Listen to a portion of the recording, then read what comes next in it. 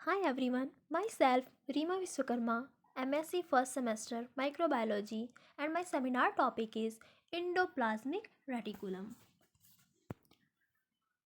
जो आज मैं बताने जा रही हूँ उसके कुछ कंटेंट्स हैं। कंटेंट्स के अंदर introduction, history, definition, types of endoplasmic reticulum, physical structure of endoplasmic reticulum.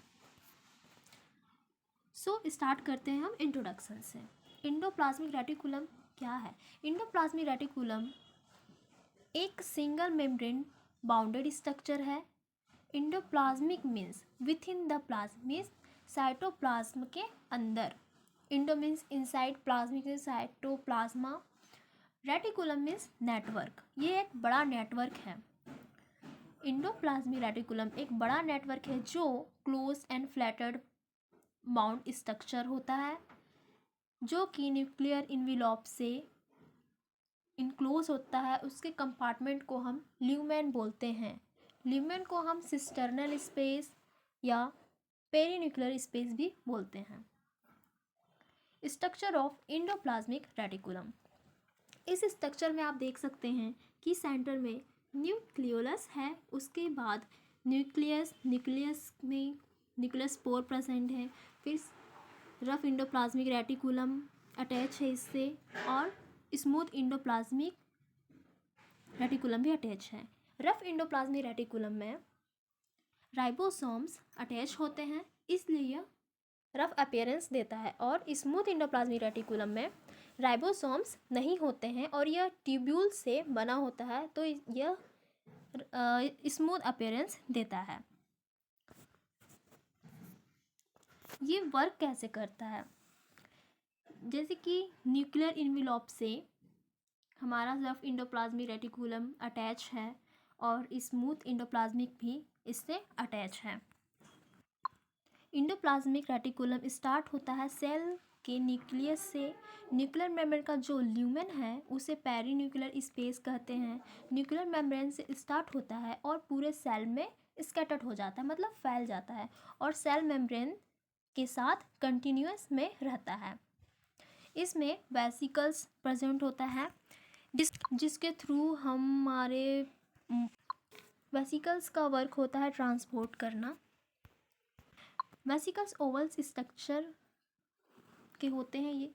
यह इंडोप्लाज्मिक रेटिकुलम से निकलते हैं। जो मटेरियल इंडोप्लाज्मिक रेटिकुलम में फर्स्ट सिंथेसिस होगा वह मटेरियल ट्रांसपोर्ट होगा वेसिकल के थ्रू। ये वेसिकल पहले मेम्ब्रेन बड बनाती हैं, फिर पिंच आउट हो जाती हैं। जैसे कि इस डायग्राम में देख रहे हैं, न्यूक्लियर इन्वेलप से कनेक्ट है हमारा रफ इंडोप्लाज्मिक रेटिकुलम। इसमें हाँ वेसिकल्स प्रेजेंट होते हैं जो कि ट्रांसपोर्ट का वर्क करते हैं। पिंच आउट होने के बाद ये बाहर निकल जाएगा। वेसिकल्स मेम्ब्रेन बाउंड होती हैं। इनके अंदर जो सब्सटेंस, जैसे कि रफ इंडोप्लाज्मिक रेटिकुलम प्रोटीन की सिंथेसिस करता है, तो अगर ये रफ इंडोप्लाज्मिक रेटिकुलम में कर रहा है तो ये प्रोटीन का ट्रांसपोर्ट करेगा। और स्मूथ इंडोप्लाज्मिक रेटिकुलम में स्मूथ इंडोप्लाज्मिक रेटिकुलम हमारा लिपिड का फॉर्मेशन करता है, तो वह लिपिड को ट्रांसपोर्ट में हेल्प करेगा। नेक्स्ट देखते हैं हिस्ट्री। 1945 में फर्स्ट ऑब्जर्व किया गया, किसके द्वारा? Keith R Porter, Albert Claude and Ernest F Fullman. और 1952 में टर्म इंडोप्लाज्मिक रेटिकुलम दिया गया पोर्टर और कैलमैन के द्वारा, और उनके आर्टिकल में पब्लिश्ड भी किया गया। नेक्स्ट देखते हैं definition. Endoplasmic reticulum is a network of membrane inside a cell through which protein and other molecules move। मतलब क्या है इसका?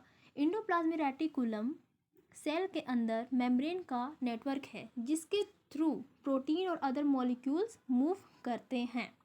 और इसका एक दूसरा डिफिनेशन भी है, endoplasmic reticulum is the network of flattened cells and tubules in cytoplasm. मतलब इंडोप्लाज्मिक रेटिकुलम एक साइटोप्लाज्म में है। साइटोप्लाज्म में फ्लैट सैक मतलब दबे हुए का नेटवर्क और ट्यूब्यूल्स लाइक स्ट्रक्चर है। इस मेम्ब्रेन की थिकनेस जो होती है 50 to 60 एंगस्ट्रॉम। नेक्स्ट है types of endoplasmic reticulum. There are two types of endoplasmic reticulums are, first one is rough endoplasmic reticulum and second one is smooth endoplasmic reticulum. तो हम लोग देखते हैं रफ इंडोप्लाज्मिक रेटिकुलम, इसको हम RER से भी डिनोट करते हैं। रफ इंडोप्लाज्मिक रेटिकुलम में बहुत सारे राइबोसोम्स स्टक्ड होते हैं जिससे रफ अपीयरेंस ये देते हैं, और यह रफ इंडोप्लाज्मिक रेटिकुलम सिस्टर्नी से बने होते हैं। रफ इंडोप्लाज्मिक रेटिकुलम के मेम्ब्रेन लार्ज होते हैं, यह डबल मेम्ब्रेन शीथ फॉर्म करते हैं जो कि न्यूक्लियर इन्वेलप के आउटर साइड प्रेजेंट होते हैं या लोकेट होते हैं। सिंथेसिस ऑफ प्रोटीन, प्रोटीन का सिंथेसिस और ट्रांसलेशन साइट प्रोवाइड करता है। गोल्गी बॉडी के हेल्प से लाइसोसोम्स का सिंथेसिस करता है। राइबोसोम्स का सिंथेसिस करेगा क्योंकि यह राइबोप्रोटीन कंटेन करते हैं। नेक्स्ट देखते हैं, यह स्ट्रक्चर है रफ इंडोप्लाज्मिक रेटिकुलम। इस स्ट्रक्चर में हमको अच्छे से दिख रहा है कि इसमें राइबोसोम्स अटैच हैं, इससे यह रफ अपीयरेंस देगा। नेक्स्ट देखते हैं function of rough endoplasmic reticulum. Surface for ribosomes, rough endoplasmic reticulum space provide करता है राइबोफोरिन्स को राइबोसोम के अटैच होने के लिए। Surface for protein synthesis, protein synthesis के लिए सरफेस प्रोवाइड करता है। जो प्रोटीन होता है वह मोस्टली प्रेजेंट होते हैं लीवर के पैनक्रियाटिक सेल में, क्योंकि वहाँ प्रोटीन की ज़्यादा ज़रूरत होती है। नेक्स्ट है formation of glycoprotein. Rough endoplasmic reticulum में ग्लाइकोप्रोटीन के सब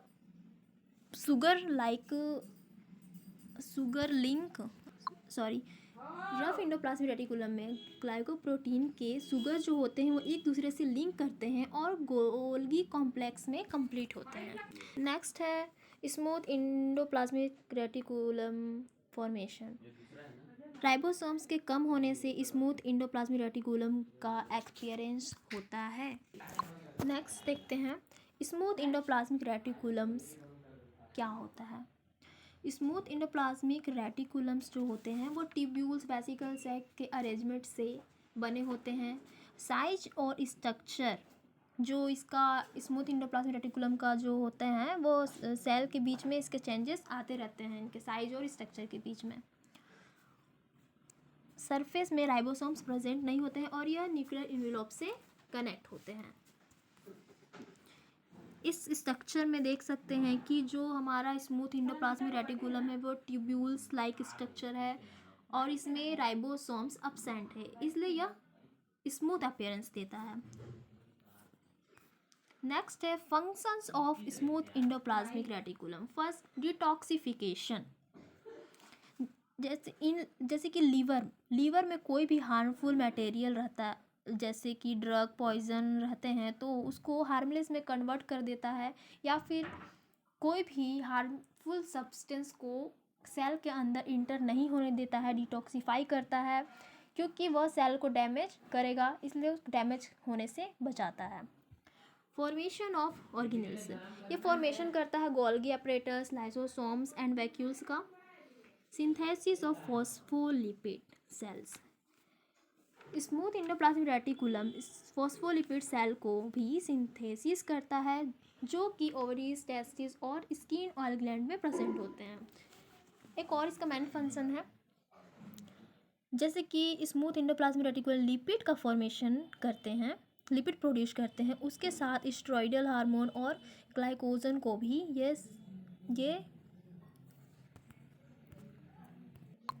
ये सब्सटेंस को प्रोड्यूस करते हैं और इसको स्टोर करके रखते हैं। ये उन सेल में प्रेजेंट होता है जहाँ लिपिड की ज़्यादा ज़रूरत होती है। For example adipose tissue, intestine cell, glycogen storing cell of liver and spermatocytes. Next है physical structure of endoplasmic reticulum. इसके 3 बहुत इम्पॉर्टेंट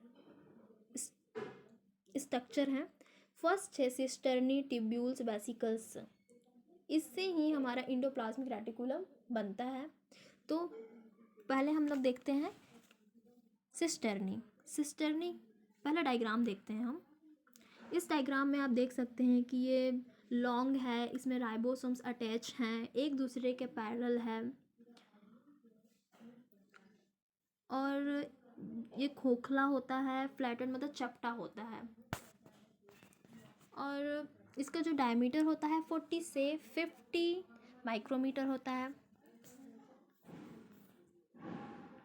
और ये राइबोसोम्स कंटेन करते हैं, जिसे रफ अपीयरेंस होता है, एक दूसरे के पैरेलल होता है तो बता ही दिया।